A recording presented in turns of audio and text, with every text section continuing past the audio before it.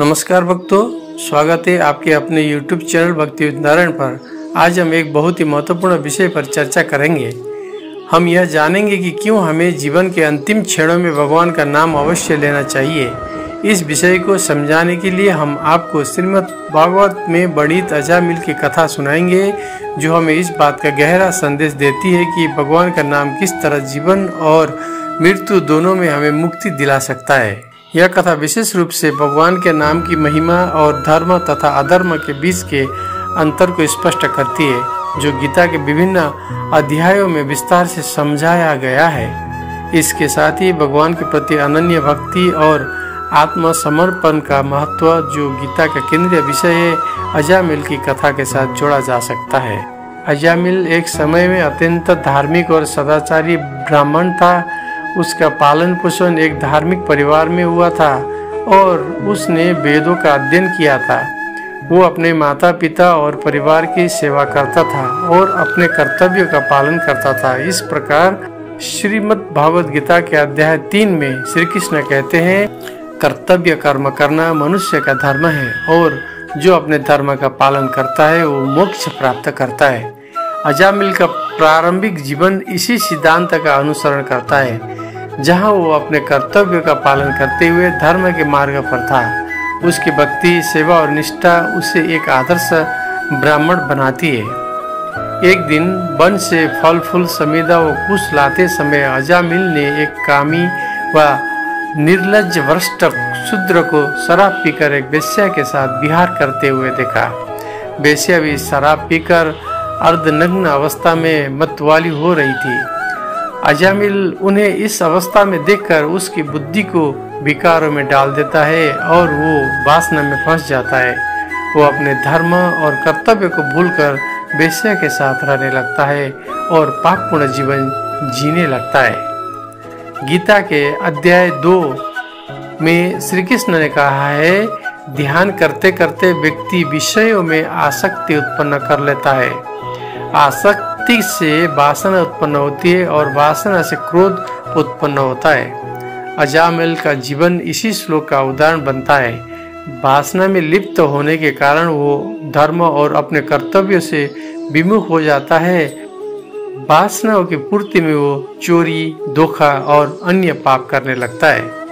अजामिल ने अपने जीवन के कई वर्ष अधर्म के मार्ग पर बिताया। उसने अपने परिवार और समाज के प्रति अपने उत्तरदायित्वों को त्याग दिया और पूरी तरह से पापमय जीवन में लिप्त हो गया। उसने अपने सारे धार्मिक कर्तव्यों का परित्याग कर दिया और केवल अपनी इंद्रियों की संतुष्टि में मग्न हो गया। श्रीमद् भागवत गीता के अध्याय 16 में श्री कृष्ण बताते हैं, जो लोग अधर्म के मार्ग पर चलते हैं वो असुर प्रकृति के होते हैं। ऐसे लोगों के लिए न कोई सत्य होता है, न कोई धर्म, और वो संसार में पाप बढ़ाते हैं। अजामिल का यह पतन इस श्लोक का प्रमाण है, जहां वो अपने धार्मिक और नैतिक कर्तव्यों को भूलकर अधर्म के मार्ग पर चला जाता है। उसका जीवन आसुरिक गुणों से भर जाता है और वो पाप के सागर में डूबता चला जाता है। उस वेश्या को प्रसन्न करने के लिए अजामिल ने अपने पिता की सारी संपत्ति भी दे डाली और अपनी कुलीन नवविवाहित पत्नी तक का त्याग कर दिया।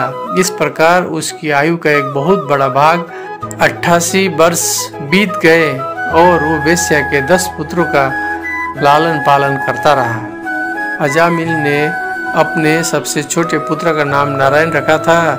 यह नाम भगवान विष्णु का है, लेकिन अजामिल इसे अपने पुत्र के संदर्भ में ही पुकारता था, बिना भगवान का स्मरण किए। वृद्ध अजामिल ने पुत्र मोह में अपना संपूर्ण हृदय अपने बच्चे नारायण को सौंप दिया था। उसकी तोतली बोली सुनकर अजामिल उसके अपने साथ ही खिलाता पिलाता और उसी के मोह पास में बंधा रहता था। जब उसकी मृत्यु का समय निकट आया, तब यमदूत उसे लेने आए। वो अत्यंत भयभीत हुआ और अपने पुत्र को पुकारने लगा, नारायण नारायण, हे नारायण। गीता के अध्याय 8 में भगवान श्री कृष्ण कहते हैं, जो मनुष्य मृत्यु के समय मुझे स्मरण करता है वो मेरे धाम को प्राप्त करता है। अजामिल की स्थिति इस श्लोक से जुड़ती है। उसने अपने जीवन के अंतिम क्षण में अनजाने में भगवान नारायण का नाम लिया, और यह भगवान के नाम की महिमा का प्रमाण है।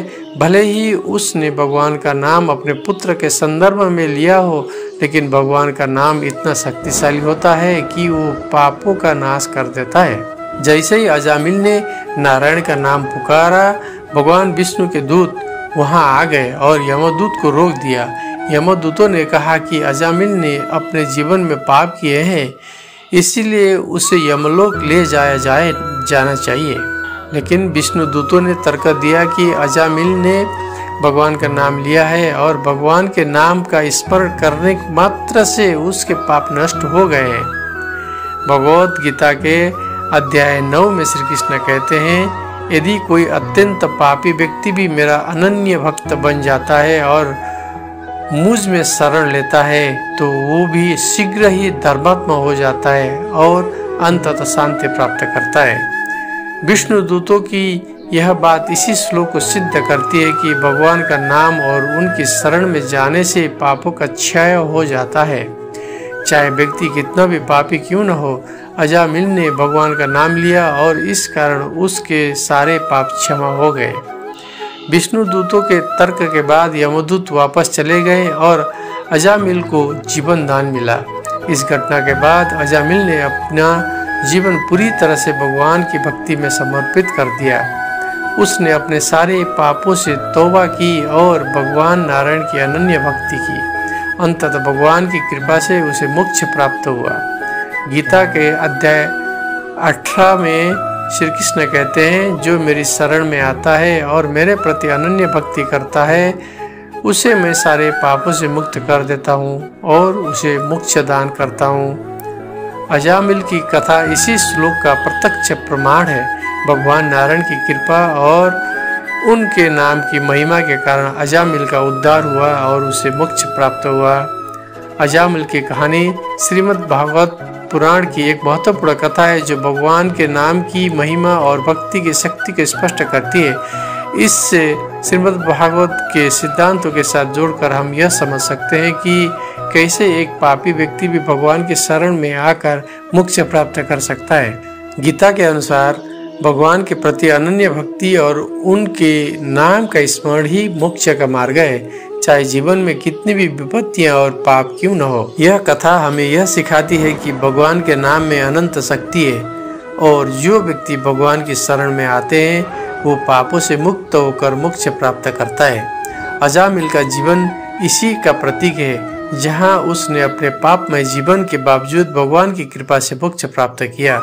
तो भक्तों, अजामिल के इस कथा से हमें यह सीखने को मिलता है कि चाहे हमारे जीवन में कितने भी पाप क्यों न हो, भगवान के नाम का स्मरण हमें पापों से मुक्त कर सकता है और मुक्ति दिला सकता है।